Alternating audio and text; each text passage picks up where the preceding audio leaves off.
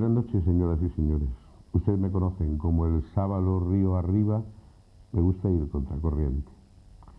Y contra esta corriente que viene alentada por el espíritu del poder, inseminando pues yo creo que de demasiados errores en el corazón de las gentes, me propongo moderar este programa. Vamos a hablar desde Córdoba con profundo amor al mundo árabe, porque la mía seguro que está mezclada, mi sangre, con la sangre de los árabes y la vuestra, porque algo nos duele cuando le duele al mundo árabe. Y lo vamos a hacer, y vamos a introducirnos en el tema con un documental, como es habitual. Me van a permitir que no hay en ello ningún punto de narcisismo, que repita uno que a lo mejor alguno de ustedes ha visto. Es el dedicado a Medina Zahara. Véanlo ustedes y luego conocerán a nuestros invitados, que son gente que a lo mejor, siendo poderosos sábalos, también suben el río contracorriente. Buenas noches, les dejo con Medina Zahara.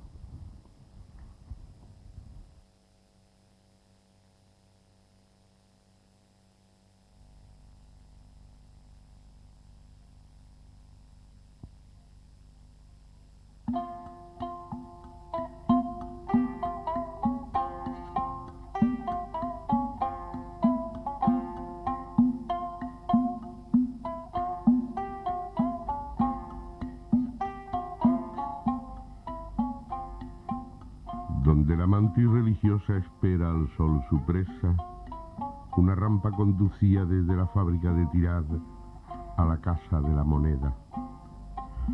Allí donde ha crecido un almez oscuro, yacen soterradas columnas de ónice y quebrados fustes de ifriquilla de color rosado como el vientre de las bailarinas. Más abajo emergen inmóviles vilanos, atauriques labrados en leche de filabres y otras piezas arrastradas a paso acemilero desde el mar, regalo de Damasco o del rey Rumí de Constantinopla. El rayo de sol que enhebra el ciprés atravesó hace 1000 años una jaula de oro que encarcelaba a extraños pájaros polícromos. El agua soterrada bajo las alcaparras sirvió un tiempo para abrevar a los leones del desierto. Un día dijo al-Nasir, desde la casa del jardín florido, hecha como de oro por los maestros de Oriente, entre el rumor del agua conducida desde la sierra, dijo al-Nasir a Zahara que su palacio sería inmortal, pues que ningún creyente esperaba redención preso de cristianos en tierras de la Barca. Muladíes talaron higueras y almendrales del monte de la novia para elevar la urna y joyero al amor de un rey. Cada atardecer los canteros signaban 6000 piedras y al curso del milagro se poblaban los zocos de negociantes ávidos de los 400 dirhems que el califa ofrecía. La benevolencia del señalado de Dios nombró cadí y señaló gobernador que poblaron los cuarteles de la más fiel y aguerrida milicia. Los nobles entregaron a su amo los botines de guerra y los tesoros acumulados en años de refinamiento, millares de mizcales de oro en cuño, sacos de plata, maderas olorosas para los pebeteros, almizcle y alcanfor, túnicas y trajes, pellizas de oro de zorro, de jurasán y pieles nevadas de armiño y marta, seda para tejer. El alcotán que otea desde San Jerónimo de Valparaíso la liebre agazapada tiene sus dilatados ojos puestos sobre las mismas losas que llevaron humillados hasta el trono a los reyes cristianos, a los embajadores de Provenza, de Italia, de Alemania, Bizancio.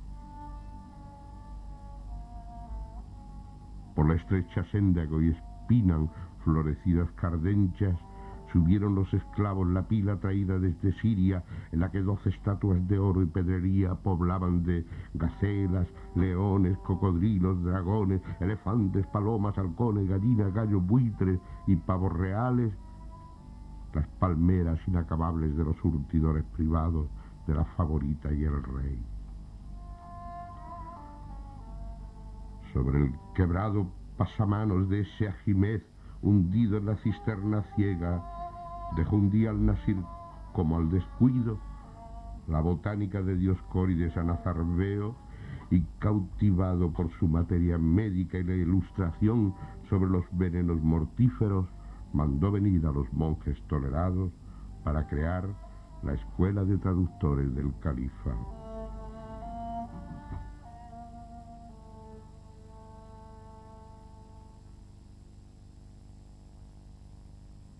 Sobre un trono luminoso, alto como el almimbar de la mezquita, en este salón que a medias se levanta, el proveedor de los méritos, el ilustre, el noble por su ascendencia, como una divinidad inaccesible, recibió un día a Juan de Gorce y le dio a besar su mano, y después oyó hablar de piratas contemporáneos. Miles de eunucos llenaban las colinas donde la belleza de las mujeres era inviolable como el arrayán que trazaba el dédalo del aroma. Cierto amanecer arriba sobre la piedra virgen, Al-Nasir sintió de pronto sacudirse su sangre por una antigua nostalgia del desierto, por la lujuria de la bien plantada montaña de la novia, a cuyos pies los tejados dorados herían el vuelo de las garzas. Cuando el grande pensó en Siria, era viernes, y a la hora sagrada bajó a la mezquita y pronunció la julba, la oración del profeta. Cetreando los montes, lejos de los médanos del río Grande, dando el pan a los peces de las albercas, o simplemente oyendo a lo lejos el relincho de los caballos, el rumor de las posadas, el bullir de los baños, el griterío de los edificios de la corte, el grande sonreía y se llenaba de gozo. Y era de niño su risa cuando ordenaba poner en movimiento el azogue del pilón palaciego, en el que el sol se hacía vértigo entre el espejo móvil, llenando de pavor a los ilustres huéspedes por el milagro prisionero. Aquí fue el prodigio. Aquel montículo donde florecen las manzanillas de olor denota el hundimiento de los baños, y la pinchuda esparraguera lleva un milenio nutriéndose del misar de un masajista, abonada por la última piedra jabonosa olvidada tras lustrar los cabellos de un noble rezagado. Nutriéronse raíces de los pomos de aleña y de los de aceite de algalia para los afeites, cepillos de marfil, peines de azahara, las charillas pudriéronse peinando paloduces, endurecido el antimonio, turbios los vidrios en que por un milenio durmieron los últimos perfumes, alimentaron escarabajos, anidaron alacranes embriagados por la goma de mascar con las que perfumaban su aliento las concubinas, según cuenta Ibn Hassan, y se deshicieron en barro las raíces de nuez con la que ensangrentaban las encías y los labios. Estos patios solados, estas rampas, muros, cisternas, letrinas, piedras, esta ruina hoy fue por generaciones campo de violaciones, monipodio de ladrones, presa de halconeros, Fuego sobre las nobles vigas de cedro, policromadas de cenefas y lirios. Fuego sobre los muros donde los tapices llenaban de ocas los sillares de piedra. Fuego a las altas camas inaccesibles a los escorpiones. Fuego a los cofres donde anillaban las luminosas serpientes de los collares de perlas, las pulseras de oro macizo, las ajorjas de los tobillos, fíbulas presas para las manos impías del pillaje. Por las cocinas, orzas de miel, cuencos de garzas y caballos que llevaron a las bocas del Nasir y a Zahara las granadas y los higos hechos guijos verdeantes, los braseros de azófar fundidos en las llamas, el ámbito de la música mancillado por ladrones, prostitutas y taberneras. Después, legiones incultas trajeron la cruz y la espada para anegar la gracia. Lloraron Ben Zaidún y Balada, la primera ruina bajo la puerta en la que Azahara en piedra gemía, y ya para siempre la diadema de Córdoba, la transida ciudad de los omeyas, el palacio de Al-Nasir, el sueño de un califa enamorado se perdió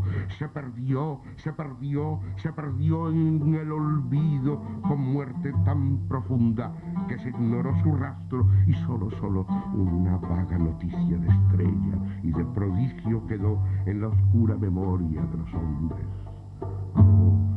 Yermidad de la colina arada, nutriendo cereales, pastando bueyes, anidando tordos y abajo, en llamarada oscura, tornasoles de oro, quebradas maravillas, ámbito del amor, gracia y luz yacentes de la jara y el olvido.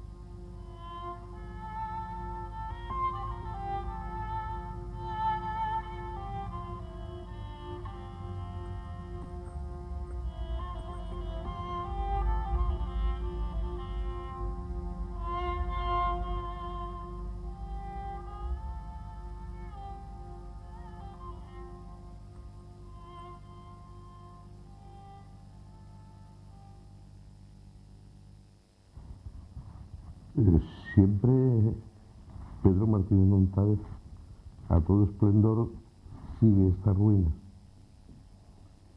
Pues parece que sí. Parece que esplendores y ruina van inevitablemente asociadas. En algunas ocasiones la ruina viene muy rápidamente después del esplendor y en otras ocasiones viene de forma más lenta. Pero es difícil mantener el esplendor durante mucho tiempo, sí. Pedro Martínez Montávez, que está con nosotros esta noche, catedrático de la Universidad Autónoma de Madrid, es decano, ex-decano. Bueno, primero fui decano de la Facultad de Letras y luego rector de la Autónoma. Rector de la Autónoma. ¿Es acaso una de nuestras glorias como uno de los principales arabistas? Su nombre anda en lenguas entre los países árabes. Además es un hombre que hace profesión de fe de su oficio, ama al mundo árabe y se aplica a la disciplina con todo rigor científico del conocimiento de la literatura del mundo árabe, de todos los países árabes. En esto es una autoridad y como una hoja del diccionario de autoridades viene esto a nosotros y nosotros tenemos que dejarle aquí nuestra gratitud. Gracias, Pedro, por haberme concedido cuando no me conocías un premio a ese poema que me dio de comer, en parte, parvamente, y gracias por estar hoy aquí al cabo de los años. Gracias a ti. Nos acompaña Jaime Lorin, catedrático de la Escuela Técnica Empresarial Agraria de TEA, jesuita, y presidente de la Asamblea por la Paz. Buenas noches, Jaime. Muy buenas noches. Gracias por estar con nosotros, porque has venido deprisa y corriendo. Y está con nosotros Pedro Rosso, que es el director del área de cultura del ayuntamiento, y ello por una razón obvia de gratitud, porque si está hoy aquí Pedro Martínez Montávez en Córdoba, y si están pasando por Córdoba personalidades importantes del mundo de la cultura para rememorar el aniversario, el centenario, el 11 centenario del nacimiento del califa que levantó ese monumento, Abderramán III, es por el mecenazgo del ayuntamiento y sin duda porque Pedro habrá tenido algo que ver en esto. Gracias, Pedro, por estar con nosotros. Bien, el tema está claro y no vamos a darle vueltas. El mundo árabe desde el esplendor Andalusía a la tragedia actual.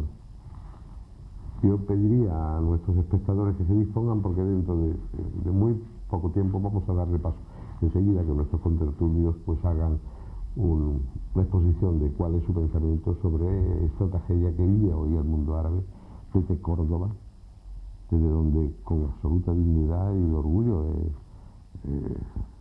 he leído la pastoral del obispo reclamando la paz desde Córdoba, desde la mezquita de Córdoba, desde el lugar de encuentro y de concordia entre las culturas. Bueno, pues tú mismo puedes empezar, ya que proclaman la paz. Bueno, así de pronto decir lo que uno piensa es difícil, porque desde antes del 15 de enero, desde bastante antes, pues le venimos dando vueltas y el tema es suficientemente complicado, como lo tengo que reconocer, como que para el pensamiento a veces sufre vaivenes, porque creo que ante una situación así, tener las ideas claras desde un principio y para siempre me parece un tanto arriesgado. Entonces, intentando resumir, yo creo que el conflicto es un conflicto primero con unas raíces muy profundas, actualmente planteado concretamente en el mundo árabe porque ha sido quien lo ha provocado, un líder del mundo árabe, y en un punto muy candente del mundo como es el Golfo Pérsico. Pero creo que lo que está pasando en el Golfo Pérsico es algo que trasciende incluso al mundo árabe. Es decir, llega a todos los países que se vienen llamando del tercer mundo. El orden mundial está basado en una hipótesis insostenible. Hay un pequeño grupo de países que llamados industrializados, con un muy alto nivel de vida, muy alto, como jamás lo ha tenido la humanidad, en consumo pues de energía, de materias primas, de minerales, en fin, de recursos no renovables, y una inmensa población, alrededor de 4/5 partes de la humanidad, que van caminando hacia atrás. Hoy ha surgido el problema en el Golfo Pérsico, mañana puede surgir en África, está surgiendo en Latinoamérica, y este es el problema de fondo. ¿Qué ha pasado en el mundo árabe? Pues que un dictador, Saddam Hussein, animado igualmente pues por una megalomanía, yo no conozco la historia de Irak, pero en fin, es la impresión que da, pretende hacerse con el liderazgo de la nación árabe, tiene al alcance el instrumento, que es dominar el petróleo. Lo intentó primero dominando Irán, fracasó, y ahora pues se ha dirigido a la otra banda, a los países del sur, a Kuwait y previsiblemente a Arabia Saudita. Bueno, ahí se ha desencadenado.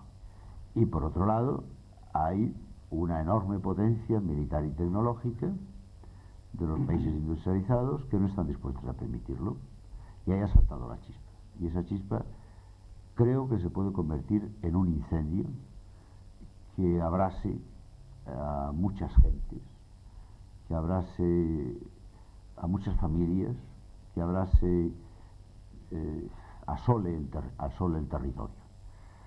Las guerras se sabe cómo empiezan, no se sabe cómo acaban. Terminará por entrar Israel en la guerra, entrará Jordania, entrará Irán, Siria y Turquía finalmente entrarán. Todo eso está, puede que sí, puede que no. En esta consanguinidad que hemos proclamado de los cordobeses con el mundo árabe, obviamente la consanguinidad es con árabes de los dos bandos. Hay árabes en un bando y árabes en otro bando.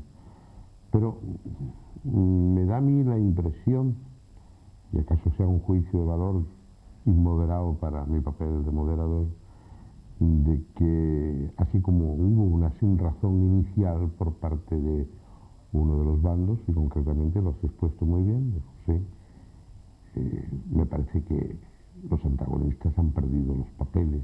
Primero quizá la paciencia y después los papeles. No sé, Pedro, tú que conoces perfectamente el mundo árabe y tan perfectamente Irak, ¿cuáles son las raíces y cuál posible fin de todo esto? Bueno, yo ya vengo diciendo desde hace bastante tiempo, desde que se inició el conflicto, que por cierto, ha aparecido en todas las televisiones, ¿eh? Bueno, en todas. Están reclamando todos los periódicos y en todas las televisiones. En algunas no me dejan aparecer. Bueno, no te dejan hablar. En alguna he aparecido una vez y luego rápidamente... Te han quitado. Sí. Pero en fin, eso es un asunto que ocurre casi siempre, ¿no?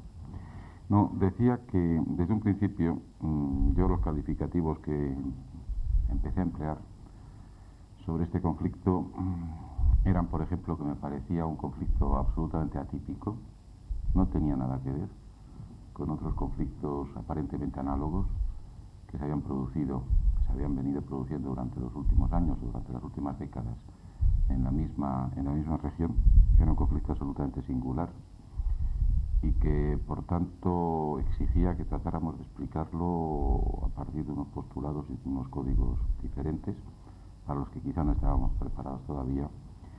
Y también desde un principio tenía la sospecha de que se trataba de una cuestión, de un conflicto relativamente inesperado. Insisto en lo de relativamente inesperado, porque algunos indicios, en fin, las personas medianamente conocedoras de cómo van las cosas, algunos indicios apuntaban ya al menos posiblemente desde el mes de julio de que si no un desastre o una confrontación de esta magnitud, algo se iba a producir en esa zona. Indicios pues de carácter diplomático, de carácter político, manifestaciones de algunos líderes. Es sorprendente, por ejemplo, que no se detectara o que no se expresara que se había detectado el movimiento de tropas iraquíes hacia la frontera de Kuwait, que se estaba produciendo desde bastantes días antes, que algunos servicios secretos internacionales y concretamente los norteamericanos, ¿no?, que entre otras cosas presumen el ardear, y seguramente es cierto, de poder detectar la trayectoria de una pelota de tenis lanzada a muchos kilómetros, pues parece que no se enteraron de ese movimiento de tropas. Luego vino toda la famosa versión de la que los periódicos hablaron, de la entrevista del presidente iraquí con la embajadora norteamericana. Una de las manifestaciones del presidente iraquí pues parece bastante cierto, en el sentido de vamos a tomar medidas muy duras y esto no se arregla y cosas por el estilo. Entonces, por tanto, como digo, ciertos indicios, desde luego, que había prever, ¿no?, que se iba a producir algún hecho, insisto, no de la magnitud de los hechos que se han producido, pero que seguramente algo iba a ocurrir en esa zona, ¿no? Posteriormente a esto se han añadido otras reflexiones, otras ideas. También he insistido en que desde mi punto de vista conocemos simplemente lo que convencionalmente se llama la punta del iceberg. Esto que conocemos es una parte mínima de lo que subyace a toda esta cuestión. Y también he añadido, y lamentablemente sigo pensando más en esa dirección que como no se remedie, esto a lo mejor se va a transformar en el primer acto tan solo de una tragedia, de varios actos más y de consecuencias desde luego devastadoras, no solamente para esa zona, sino para gran parte del mundo. Me ha parecido entrever en tu expresión algo así como, al decir que relativamente inesperado, como si se hubiera dejado que el ratón entrara en la ratonera, se hubiera abierto la puerta para que entrara. Es que quizá Occidente quería que ese inevitable líder del mundo musulmán fuera un loco. No.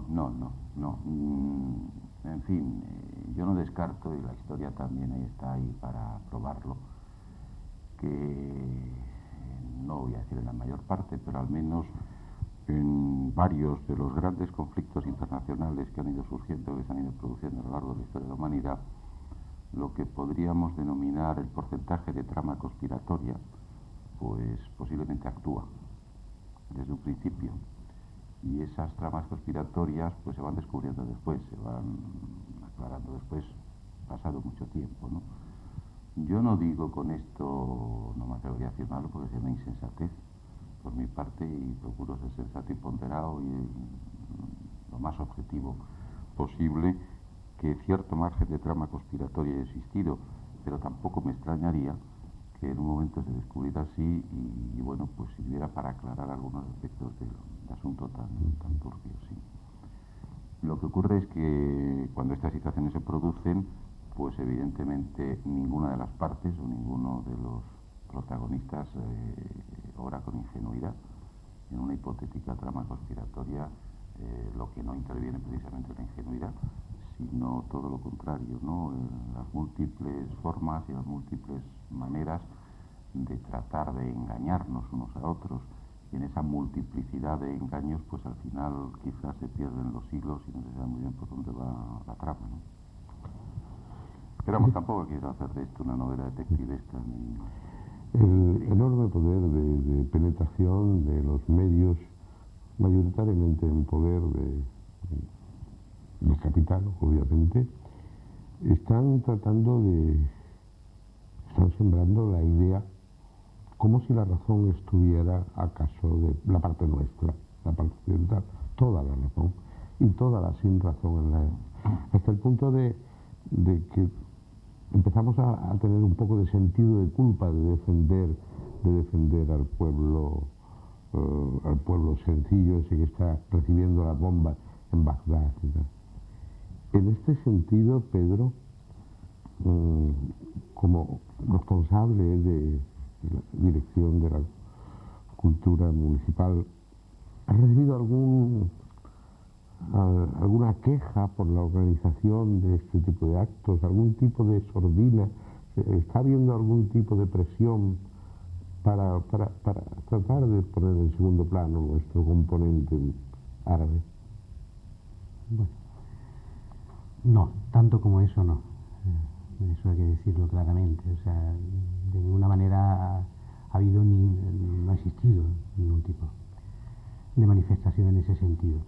Ahora bien, ha habido una cosa curiosa que sí nos ha llamado la atención y que precisamente hoy la comentábamos, y es la insistencia de los propios medios de comunicación en que explicáramos por qué en este momento se realizaban estos actos, por qué en este momento abríamos este ámbito de reflexión sobre Abderramán y lo que era... La explicación es facilísima, ¿eh? Sí.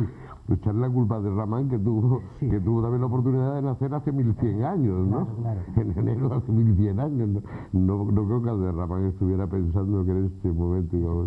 Se ha insistido bastante en eso y todo el mundo, todas las preguntas iban encaminadas ahí. Y todo el mundo ha preguntado que qué sentido puede tener hacer esto. Bueno, siempre nuestra respuesta ha sido la misma. En primer lugar, que bueno, nosotros llevábamos trabajando en ello y estaba previsto desde hacía meses, que éramos conscientes de la situación en la que nos encontrábamos y que también era cierto que bueno, temíamos temíamos que ello pudiera afectar a los objetivos mismos de lo que pretendíamos con estos actos. Pero hay un aspecto que me parece positivo, si es que se puede hablar en esos términos. Yo creo que es difícil hablar de positivo cuando estamos ante una tragedia que nos incumbe a todos. Sí me parece significativo, sería más propio decir, y es que ha cobrado quizá intensidad aquel objetivo primero que nosotros habíamos formulado. Sí, cuando planteábamos un ciclo sobre Abderramán, cuando intentábamos evocar a través de estos actos a Abderramán, pretendíamos fundamentalmente, ante todo, no hacer arqueología, no incurrir en la retórica, esas eran por lo menos nuestras intenciones, y sobre todo intentábamos que este ciclo, estas conferencias, las que han contado con la participación de eminentes arabistas, pues sirvieran de reflexión sobre ese ámbito de tolerancia, de paz, de ese esplendor al que antes aludías al comienzo, que supuso el califato de Córdoba. En ese sentido, bueno, quizás se ha intensificado lo que era nuestro propósito de hablar de un momento histórico que precisamente estuvo marcado por valores que hoy en día, bueno, vemos que están un tanto en zozobra en nuestro momento. Pero yo creo que desde aquí, desde Córdoba, de esta ciudad de la tolerancia y la convivencia, y por qué no decirlo, desde estas mismas pantallas, de estas mismas cámaras, que ayer le ofrecieron a ustedes un documental sobre la sinagoga, ¿no?, con la presencia de hebraístas, tiene mucha fuerza la palabra que levanta Jaime pidiendo la paz, ¿verdad? Me dices a mí, bueno, te pregunto a ti. Sí, como hay dos Pedros, ¿no? No, bueno, claro, sí, perdón. Naturalmente, sí. Bueno, pues Pedro primero por edad, simplemente, vale, no por otra razón. Sí, yo creo que tiene mucha importancia y no sé, me atrevería a decir que es muy valiente. Me atrevería a decir que precisamente el mérito aumenta en función de la valentía que seguramente está ahí también, ¿no?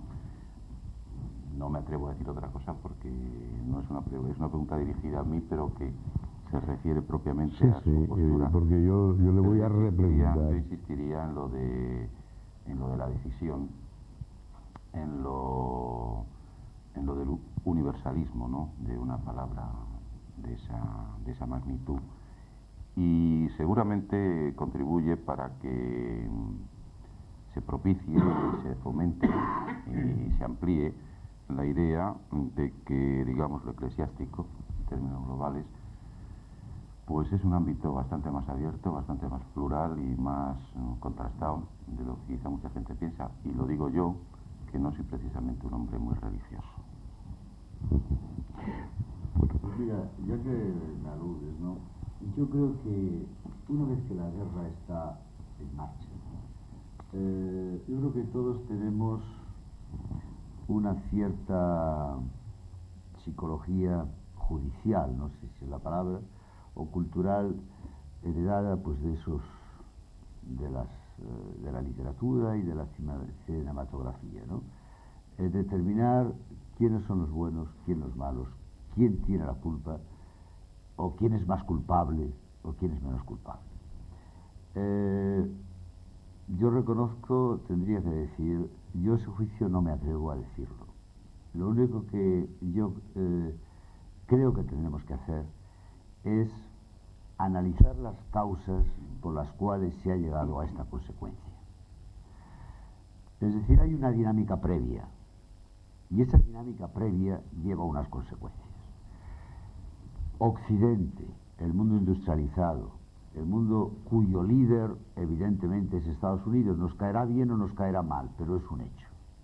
Y aquí quien ha tomado la bandera del liderazgo ha sido Estados Unidos, y detrás de él pues ha ido la Comunidad Económica Europea, es evidente, y han ido otros países de la ONU. Pero ¿quién ha levantado la bandera de Estados Unidos? ¿A través de qué dinámica?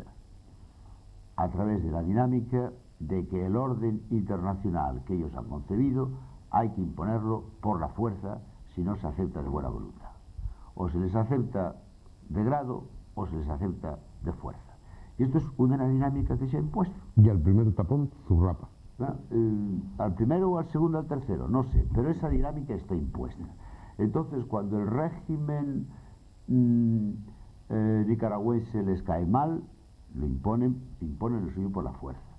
Cuando las injusticias de la sociedad salvadoreña les cae mal, imponen la guerra por la fuerza. Cuando les cae mal el gobierno de Allende en Chile, imponen el nuevo gobierno por la fuerza. Cuando les cae mal lo de Panamá, lo imponen por la fuerza. Y cuando no podían con la Unión Soviética y les caía mal, crearon la OTAN. Entonces ahí hay una dinámica previa. Puesta esa dinámica, se llega a esta guerra o se llega a la que fuera. Y entonces el problema no es ver quién tiene hoy más culpa, si Saddam o Bush, sino que el mundo occidental ha entrado en esa dinámica. Y lo malo no es la dinámica que conduce a la plataforma que me honro de presidir, y todos los miembros me pidieron que lo hiciera. Empezamos por ir contra la OTAN porque allá estaba la semilla. Entonces la Unión Soviética no era ya un peligro para Europa. ¿Por qué teníamos que entrar en la dinámica de la fuerza? No, pues hoy tenemos esto, o si Irak invade Turquía, estaremos mezclados en la batalla de Turquía. Entonces el problema no es si la razón la va a tener el presidente de Turquía o el presidente de Saddam, porque el presidente turco ha dejado usar sus bases. No es eso, sino la dinámica en que entramos. Y por el otro lado hay otra dinámica igual. Es decir, por una parte está el régimen de Saddam Hussein y por otra parte, bueno, pues están todos los imanes, me parece que se dice, por una parte imanes y por otra parte jeques. Jeques, bueno, pues animando a las masas a ir a la guerra y la gente pidiendo armas. Eso es lo terrible. Vamos a ver qué opinan nuestros conciudadanos. A través del 48 68 73 48 68 73, ustedes pueden hacer su aportación, su reflexión, o pueden plantearle a los profesores presentes, pues se me ha olvidado citar la condición también de docente de Pedro Rosso, a cualquiera de los tres, a Jaime Loring, a Pedro Martínez Montávedo, a Pedro Rosso, cualquiera de las sugerencias, cualquier pregunta que ustedes quieran aportar o traer. Desde esa posición está muy clara cuál es tu pensamiento respecto a la intervención española, o a la participación española. Bueno, yo creo que el gobierno español está haciendo lo que puede. Y ya está. Es decir, va a rastras de una, digamos, una corriente mundial, y está ahí intentando salvar la cara ante las demás potencias, enviando unos barquitos de muestra. ¿Y salvar los votos ahí? Y pues no sé si salvar los votos, yo no sé, pero vamos, que desde luego pensar que esos barcos son otra cosa que un mero símbolo, porque vamos, dos barcos pequeñitos en el Golfo, el Mar Rojo, es que ni quitan, se pueden quedar o se pueden venir, ni quitan ni ponen. Entonces yo creo que están sin saber mucho lo que hacer, sin poderse enemistar con los aliados que han elegido. No se pueden enemistar con Gran Bretaña, con Francia, con Estados Unidos. Entonces no se pueden enemistar con los aliados que han elegido y no se quieren comprometer demasiado. Tampoco queremos, Jaime, enemistarnos con el compañero que está al teléfono. Buenas noches. Buenas noches. Compañera, bienvenida. ¿Oiga? Bienvenida, adelante. Buenas noches. Buenas noches. Mire, es que quería hacerle una pregunta al señor Aravista. Él ha dicho antes que todos los hechos, todos los acontecimientos... No sé si le entienden, no se oye, perdón. ¿Oiga? ¿Quiere repetir y...? Sí. Ahora, ¿quiere repetir? ¿Ahora se oye? Ahora un poquito mejor. Muy bien, mire. Él ha dicho que todos los acontecimientos tienen una parte que se ve y una raíz o una profundidad que no llegamos a conocer las personas pues a pie. Entonces, me gustaría a mí preguntarle sobre el tema concreto del Golfo Pérsico y el tema del Islam y todo esto, que si tiene algo que ver en esa profundidad el libro de los protocolos, de los 24 protocolos de sionistas. Si él me puede contestar sobre eso. Es al profesor Martín Montalve la pregunta. Exactamente. Bien, pues Sí, adelante. vamos, el libro de los protocolos. Siga la respuesta por el televisor, por favor. No, yo personalmente creo que esto tiene muy poco que ver, o prácticamente no tiene nada que ver. Entre otras cosas porque, bueno, se trata de un texto que seguramente de fidedignidad y de credibilidad pues tiene bastante poco, ¿no? Distinto es que se trate de un texto que ha contribuido a conformar una parte de la mentalidad y hasta la psicología de muchas ¿Por qué gentes. no lo explicas un poco para el resto de los espectadores que no conozcan? Sí, no, yo creo que es lo que es el texto este. No, yo tampoco soy un experto en la materia, ni mucho menos, pero a mí me parece que es uno de tantos aspectos, uno de tantos textos de literatura, digamos, velada o literatura mafiosa, entre comillas, que sirve fundamentalmente para llegar a las mentalidades o a las formaciones menos cultas, ¿no? y menos maduras, y que contribuye a explicar toda la historia o gran parte de la historia dentro de esos términos conspirativos a los que yo me he reducido. Pero yo ese término de la hipotética conspiración lo empleaba con mucha prudencia y con muchísimas reservas, ¿no? En ese sentido yo creo que sinceramente no, en todo este conflicto tienen mucha más importancia los intereses económicos, tienen mucha más importancia las previsiones estratégicas, tiene mucha más importancia, por ejemplo, un dato que a lo mejor, bueno, que seguramente nos habla de él, y es que quizá el interés que pueden tener alguna potencia, y concretamente los Estados Unidos, a lo mejor de conformar un nuevo pacto militar y asegurar una presencia militar en la región del Próximo Oriente, es decir, reconstruir el viejo pacto de Bagdad, que ahora evidentemente sería teniendo a Bagdad en otro campo, ¿no? Y yo creo que eso es lo que tiene más importancia, y tiene importancia también evidentemente el hecho de que según los cálculos, que pueden ser un tanto oscilantes, pero según los cálculos que se han establecido y con mucha fiabilidad, pues algo más del 50% de las reservas petroleras o petrolíferas del mundo están justamente en la zona del Próximo Oriente. Gracias, Eso Pedro. sí que es un dato importante. Vamos a ver, tenemos otro espectador. Buenas noches. Hola, buenas noches. Bienvenido. Mire, mi pregunta es idénticamente igual que se está hablando tanto con el problema de Hussein. El por qué no se le da importancia a los medios de comunicación con respecto al pueblo palestino. El por qué Israel, desde el año 47, desde que se creó el Estado de Israel, resulta apoyado por los Estados Unidos incluso y por las potencias occidentales, resulta de que siempre ha estado masacrando a ese pueblo palestino. Incluso hoy mismo ha estado bombardeando los campos de refugiados palestinos.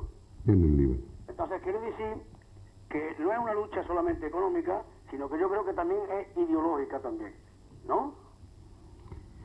Bueno, entre el mundo occidental y el mundo oriental. Vamos a ver qué nos dicen los contertulios. Muchas gracias por tu colaboración. Muchas gracias. Tú mismo, Pedro, ¿tú qué opinas de la sugerencia del espectador? Sí, yo entiendo que bueno, el fenómeno es muy complejo y tanto Jaime Loring como Pedro Martínez Montalve han introducido elementos de esa complejidad. Yo quisiera hablar un poco desde la posición del ciudadano que contempla este hecho y evidentemente a mí se me impone, se me ha impuesto y creo que probablemente compartiré con muchos una perplejidad ante todos los hechos que estamos asistiendo. Por supuesto, nuestro interlocutor hablaba del hecho palestino, un hecho que está ahí, lleva años, décadas sin resolverse, un hecho que es flagrante y que se han incumplido sistemáticamente las resoluciones de la ONU. Esa es la primera perplejidad, como podríamos hablar de otros casos en el mundo, el caso del apartheid en África, etcétera. Ese a mí se impone en primer lugar el cinismo desde el que se ha planteado este conflicto, en el sentido de que es una resolución de las Naciones Unidas, que hay que cumplir una resolución, que me parece bien que se cumplan las resoluciones. La doble vara de la ley. Exacto, las resoluciones, y sin embargo se han ignorado sistemáticamente otro tipo de resoluciones, como las que afectan al pueblo palestino. No soy un experto en la materia, pero entiendo que la implicación que en todo este conflicto hay con la causa palestina es evidente en todos los... La perplejidad es tu respuesta. Vamos a ver qué nos sugiere un nuevo espectador. Buenas noches. Buenas noches. Buenas noches. Buenas noches. Sí, vamos a pedirle, vamos a rogarle a nuestros compañeros que lleven la voz aquí en el estudio de nuestro comunicante para que podamos recibir su aportación. Adelante. Sí, buenas noches. Buenas noches.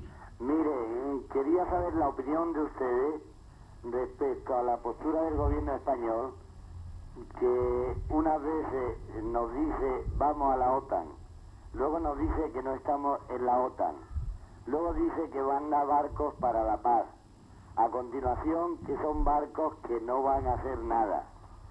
Esto, yo quería saber la opinión de ustedes. ¿Esto es positivo para el pueblo español?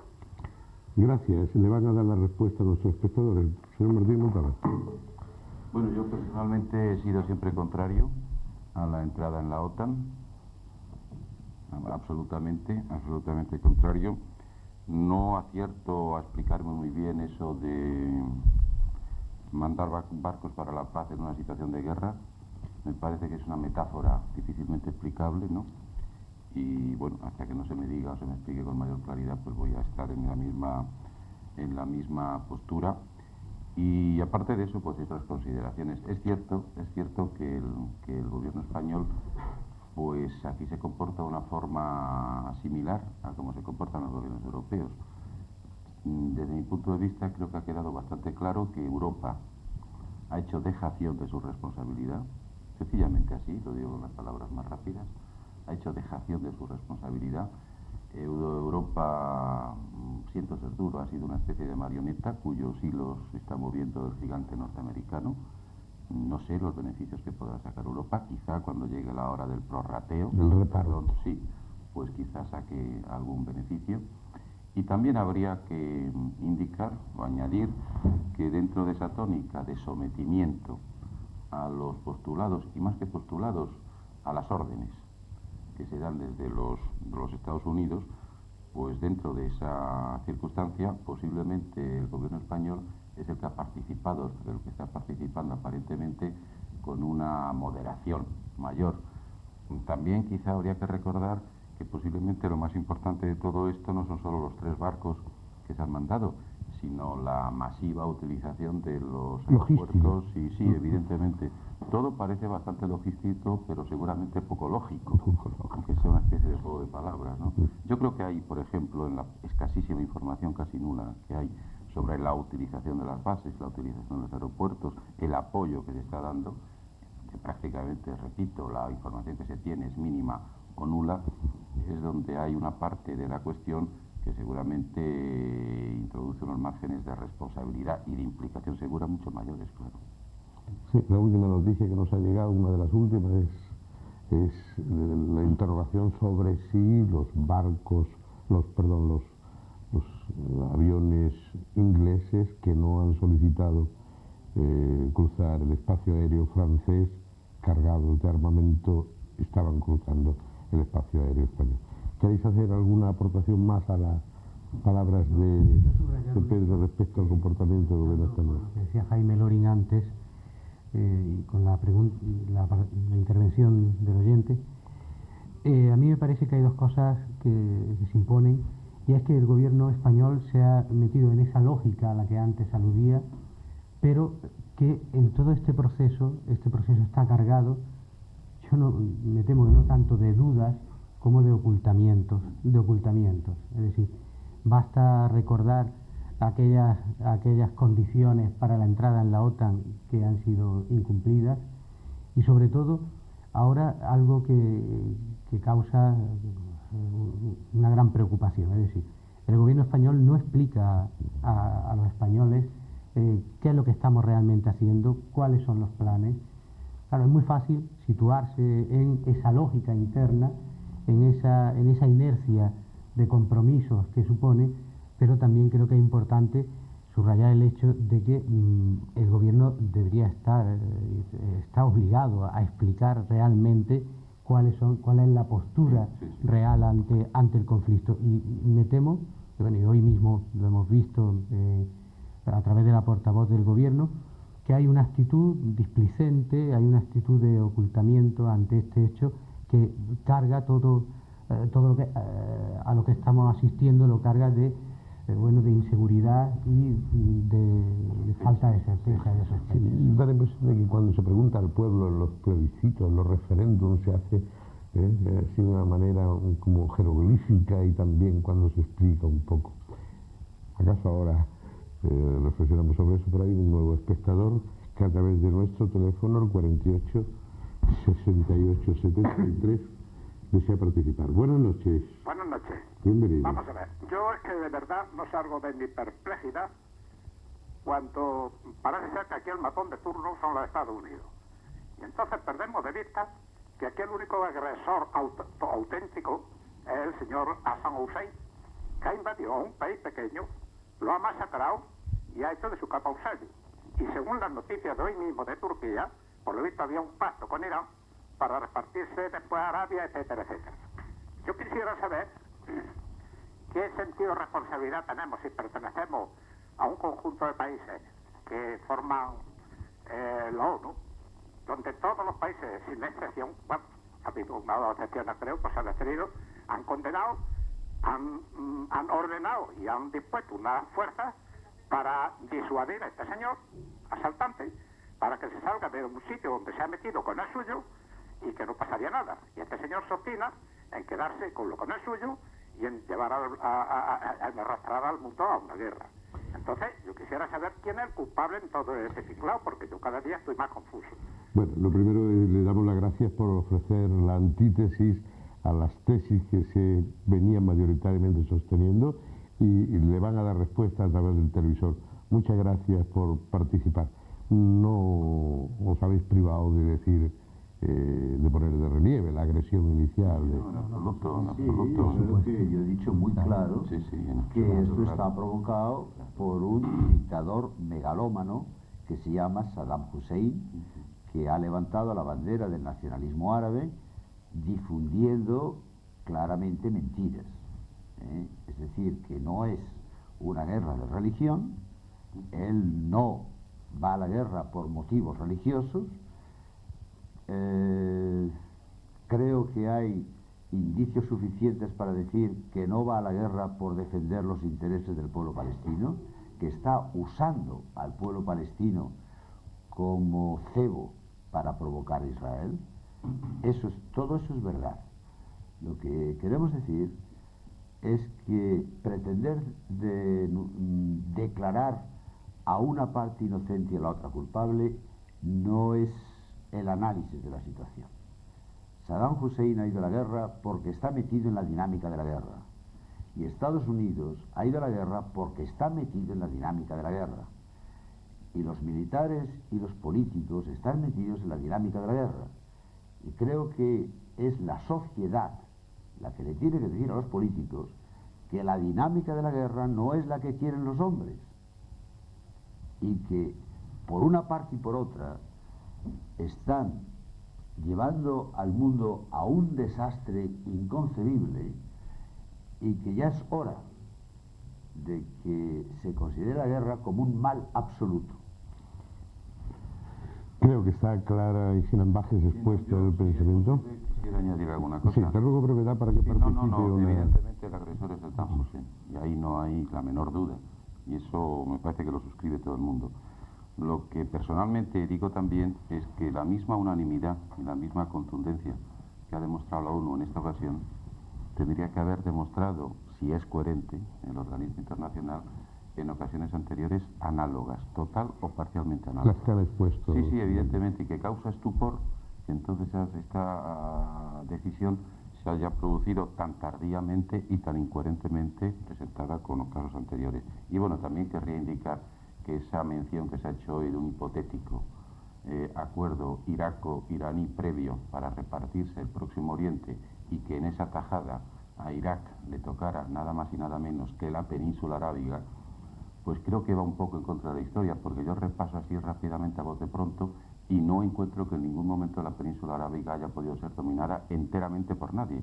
En fin, la península arábiga es mucho trasfondo. Sí, muy brevemente porque hay un espectador esperando. Sí. Partiendo, como compartimos todo, del hecho de que la agresión parte de Irak y de Saddam Hussein, a mí me parece una cosa muy importante, es decir, entrar en la dinámica de culpables e inocentes, de buenos y malos, como antes se señalaba, es legitimar el discurso de la agresión, de cualquier tipo de agresión, es legitimarlo. Y quizás lo que más llama la atención es que los países democráticos, los países desde los que se formulan determinados valores de convivencia y de participación, no hayan sido capaces de responder de otra manera a la agresión que con la propia fuerza. Eso quizás es lo que causa... Gracias por la brevedad. Adelante, buenas noches. Buenas noches. Buenas noches. Perdón por haberle hecho esperar, pero no quería cortar la respuesta de los contrapuntos. De todas formas. Muchas gracias. Bueno, yo quería que me aclarase, en la medida que fuera posible, si la resolución de la ONU de usar la fuerza para expulsar a los iraquíes de Irán, a los iraquíes de Kuwait, contemplaba el bombardeo sobre el propio Irak, o solamente el atacar Kuwait, naturalmente, para expulsarlo. Si la masacre que se está produciendo, que todos lo sabemos, a falta de las noticias que tenemos, pues respaldaba claramente el que se pudiera bombardear. Perdón. Desde mi punto de vista personal, no. Evidentemente yo no soy un experto en interpretación de los textos y de las resoluciones de la ONU, pero a pesar de mi incapacidad en ese sentido, sé distinguir muy bien entre lo que significa evacuar o conseguir la liberación de Kuwait y posiblemente lo que se está produciendo y quizá lo que se pretende finalmente, que es no solamente conseguir la recuperación de la soberanía nacional por parte de Kuwait, sino la destrucción total de Irak. Son dos cosas absolutamente diferentes, para mí. Bueno, pues hemos cubierto 1 hora y unos minutos, vamos a terminar y, bueno, vamos a recibir, me dicen que hay una nueva llamada y quizá con la respuesta que le deis a este espectador o espectadora que esté con nosotros, pues podáis cerrar y emitir algún juicio a modo de conclusión. Buenas noches. Hola, buenas noches. Pues usted puede cerrar el programa. Adelante con su propuesta. No, yo sobre esto de la guerra de Cuba y todo esto. ¿Sí? Sí, perdón. Quería preguntar. Porque ella no canta. Perdón, parece que hay un problema de desconexión con el teléfono. Queda la oferta de esa síntesis. No sé, yo no he podido distinguir, no sé si ustedes han distinguido. No he entendido la última pregunta, pero sí quisiera decir algo sobre la pregunta del oyente anterior. Mira, cuando a una persona se le da permiso para hacer la guerra, hay que saber para qué se le da permiso. Y efectivamente era liberar Cuba y decía algo más, y restablecer la seguridad en el territorio. Bueno, se ha autorizado la guerra, y una vez autorizada la guerra, la dirección de la guerra la lleva un general. Y por lo tanto un general, y además un general que no conozco, este general americano, pero por lo que dicen me recuerda un poco a ese Patton, por lo menos el de la película, parece que es algo así. Y entonces que él lo ha dicho muy claro, para él tiene un enorme valor salvaguardar las vidas de sus soldados y muy poco valor las vidas de los soldados del otro lado. Y entonces él ya planifica la guerra de forma eficaz, no de forma jurídica. Entonces a un general o se le da permiso para que haga la guerra o no se le da. Pero no se le puede decir, no tiene sentido el pensar que la va a hacer a coscorrones. A coscorrones, no. Lo que hay que saber es que la guerra es así. Pues y no se le da permiso antes de... Parece, Jaime, que hay un espectador al teléfono. ¿Acaso sea la misma persona cuya voz no llegó? No sé. No. Adelante. Me temo que no soy la misma persona. ¿Perdón? Buenas noches. Después de toda la guerra, después de toda la movida, si se acaba alguna vez, esperemos que de buena manera, estos artistas que están compartiendo la tertulia contigo, si pueden pueden decir algo del futuro, del acercamiento de los países árabes, del Magreb, etcétera? Por lo menos Andalucía. ¿Qué se está haciendo? ¿Qué se hace? ¿Cuál es el futuro? Si es un país tercermundista, a lo mejor es mejor dejarlos que vayan a su aire con su cultura, o se puede hacer algo para hermanar cosas pequeñas como está haciendo el ayuntamiento. ¿Hasta qué punto podemos buscar la paz ya? Me parece que... Buenas noches, gracias. Gracias, me parece que su propuesta es espléndida para cerrar con una esperanza de futuro, de colaboración y de hermandad este programa. ¿Qué podemos hacer especialmente hacia estos países hermanos? Porque más que árabes somos bereberes. Yo me temo mucho que los pueblos árabes, insisto en lo de pueblos, me temo mucho que los pueblos árabes están al borde de la desesperación. Y sé, y lo sé por experiencia, no por libros, que desde hace bastante tiempo se sienten profundamente humillados y están absolutamente perplejos ante muchas de las cosas que ocurren. Y que, por ejemplo, si no se busca una solución justa para la raíz de casi todos los problemas que ocurren en el Próximo Oriente, que es la situación insostenible del pueblo palestino, no se va a conseguir prácticamente nada. Me temo mucho también que los sentimientos el resentimiento y el odio van a aumentar y van a incrementarse enormemente, y que las heridas que se están abriendo quizá van a ser incurables. En cualquier caso, producida esa lamentable situación, pues España sí podría cumplir un papel esencial. Y España podría cumplir un papel esencial de puente y de vehículo de comunicación, pero con varias condiciones, y entre ellas una fundamental, es que renunciemos a la retórica. Renunciemos a la retórica, que no insistamos tópicamente en eso de la excepcional amistad hispano-árabe, de lo bien que nos entendemos, de lo mucho que estamos en comunicación, porque eso hasta ahora mayoritariamente son palabras, pero no se traducen en hechos reales. Quiero decir que si España en ese marco, y el gobierno español en ese marco, no se decide a asumir un auténtico protagonismo, y protagonismo significará quizá en alguna ocasión hablar de forma distinta a como puede hablar el bloque occidental, si no se decide a ser protagonista, y no se decide a ser protagonista de forma valiente, seguramente vamos a seguir manteniendo esta relación estrictamente retórica o mayoritariamente retórica que desde hace bastante tiempo estamos manteniendo.